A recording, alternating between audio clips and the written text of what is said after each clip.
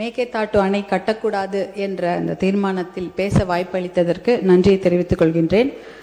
வருஷத்துக்கு 750 டிஎம்சி தண்ணீர் காவிரியில் வருகிறது என்பதுதான் ஒரு கணக்கு.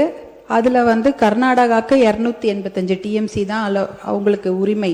தமிழ்நாட்டுக்கு 404 டிஎம்சிக்கு மேலே உரிமை இருக்கிறது. ஆனால் அது குறைஞ்சி பேச்சுவார்த்தையின் மூலமாக இன்னைக்கு 175.25 டிஎம்சி, பாண்டிச்சேரிக்கு 7 டிஎம்சி, கேரளாவுக்கு 30 டிஎம்சி. ஆனால் இந்த 175.25 டிஎம்சியை ஒரு மாதமும் ஒரு டைம் டேபிள் போட்டு அவங்க கர்நாடக அரசு நமக்கு தந்திருக்கணும்.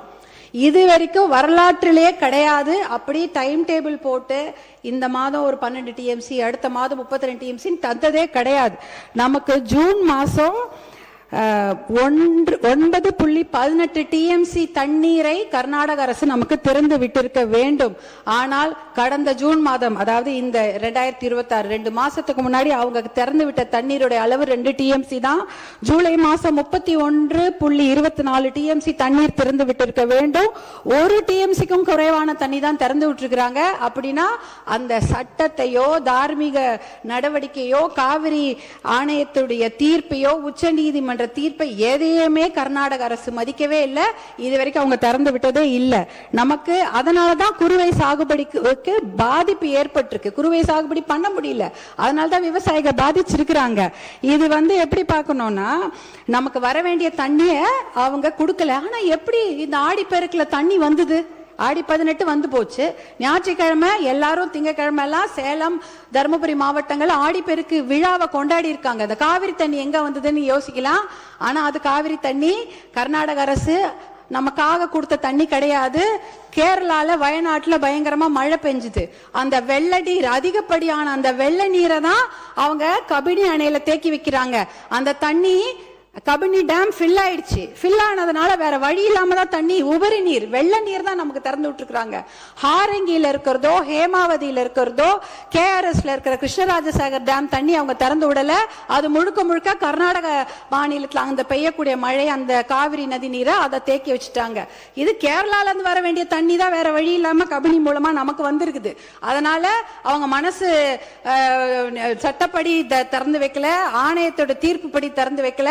அவங்க தண்ணி அதிகமான வெள்ள நீர் அவங்க ஊர்ல வந்துடக்கூடாதுன்னு தான் திறந்து வச்சிருக்கிறாங்க. இன்றைக்கு நம்மளுடைய சட்டமன்றத்தில் ராஜ்யசபா, அதாவது பாராளுமன்றம் நடந்து கொண்டிருக்கிறது. பாராளுமன்றம் நடந்து கொண்டிருக்கும் போது முக்கியமான 10 கேள்விகளை மருத்துவர் அன்புமணி ராமதாஸ் அவர்கள் இங்க மேலவே ராஜ்யசபால கேட்டிருக்கிறாரு. அந்த ஒரு கேள்விக்கு தான் அமைச்சர் பதில் சொல்லி இருக்கிறாங்க.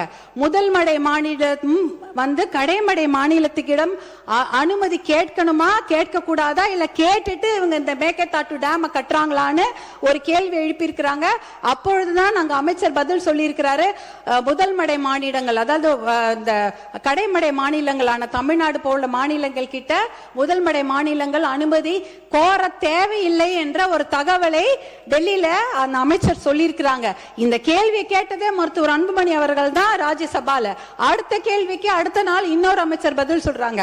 அந்த கேள்வி என்னன்னா, detail project report for Mekedatu dam, அதற்கு இந்த உச்ச நீதிமன்றமோ இல்ல பாராளுமன்றம் அனுமதி கொடுத்திருக்குதா, நீர்வளத்துறை அமைச்சர்கள் அனுமதி கொடுத்திருக்கிறார்களா அப்படி என்ற கேள்வியை மருத்துவர் அன்புமணி ராமதாஸ் அவர்கள் எழுப்புகிறார்கள். அந்த கேள்விக்கு தான் நீர்வளத்துறை அமைச்சர், மத்திய அரசு நீர்வளத்துறை இணையமைச்சர் பதில் சொல்லியிருக்கிறாரு. அப்படிப்பட்ட விரிவான தகவல் அறிக்கை டிபிஆருக்கு எந்த அனுமதியும் பாராளுமன்றம் தரவில்லை, அமைச்சகம் தரவில்லை என்ற பதிலை சொல்லியிருக்கிறாங்க. இந்த கேள்விகளை கேட்டு பதிலை பெற்றதே மருத்துவர் அன்புமணி அவர்கள் தான். அப்படி இருக்கும்பொழுது அவருடைய சஜஷன் என்ன, அனைத்து கட்சி கூட்டத்தை கூட்டுங்க, ஒரு ஒற்றுமையான ஒரு நிலையை எடுத்துட்டு போய் நம்ம டெல்லியில போய் பார்க்கணும் என்ற அந்த சஜஷன் தான். இன்னும் ஒரு முக்கியமான விஷயம், சட்ட முன்னெடுப்புகளை நாம கண்டிப்பாக செய்ய வேண்டும் மாண்புமிகு பேரவைத் தலைவர் அவர்களே. ஏனென்றால் மேகேதாட்டு டேம் எங்க கட்ட போறாங்க தெரியுங்களா? நம்ம தமிழ்நாடுல இருந்து 4 கிலோமீட்டர் தூரம். இந்த பிச்சை டேம்லாம் எங்கேயோ தள்ளி 200 கிலோமீட்டர் 300 கிலோமீட்டர் தூரத்துல இருக்குது. கர்நாடக அரசு proposed site for construction of Meketatu Dam is just 4 kilometers away from our state Tamil Nadu. 4 kilometre Krishnagiri Dharmapuri பார்டர்லயே 4 கிலோமீட்டர் கட்டுறாங்க. எதுக்கு கட்ட போறாங்க? ஒரு சொட்டு தண்ணி கூட தமிழ்நாட்டுக்கு வரக்கூடாது. வரக்கூடிய அத்தனை தண்ணியும் எல்லா டேம்லயும் சேர்த்து வச்சுட்டு மேகேதாட்டுல 70 TMC தண்ணியை புடிச்சு வச்சுக்கிட்டு ஒரு சொட்டு நீர் கூட தமிழ்நாட்டுக்கு வரக்கூடாது என்பதற்காக தான் தமிழ்நாட்டுக்கு மிக அருகில் டேம் கட்டுறாங்க. அந்த மேகேதாட்டு டேம் கட்டினாங்கன்னா 3 வனவிலங்கு சரணாலயங்கள் அந்த டேம் கீழே போயிடும். 12,500 ஏக்கர் காடுகள் அழிந்துவிடும். புலிகள் சாங்சுவரி இருக்கு. பிலிகிரி ரங்கநாத சுவாமி கோவிலுடைய புலிகள் காப்பகம் இருக்கிறது. காவேரி வைல்ட் லைஃப் சாங்சுவரி இருக்கிறது. அதே சமயம் மாதேஸ்வரன் மலை சாங்சுவரி, அத்தனை வனவிலங்கு சரணாலயம் இருக்கக்கூடிய நீர்வேம்பு நீர் மருந்து மரங்கள் 700 வருஷம் பழமையான மரங்கள்லாம் தண்ணியில போயிடும். நீர் நாய், சாம்பல் நிற ஆட்டர்ஸ், அப்புறம் மகாசீர்னு மயில் கண்ட மீனுங்க, 4 கொம்பு மானு எல்லாமே அழிஞ்சிரும்.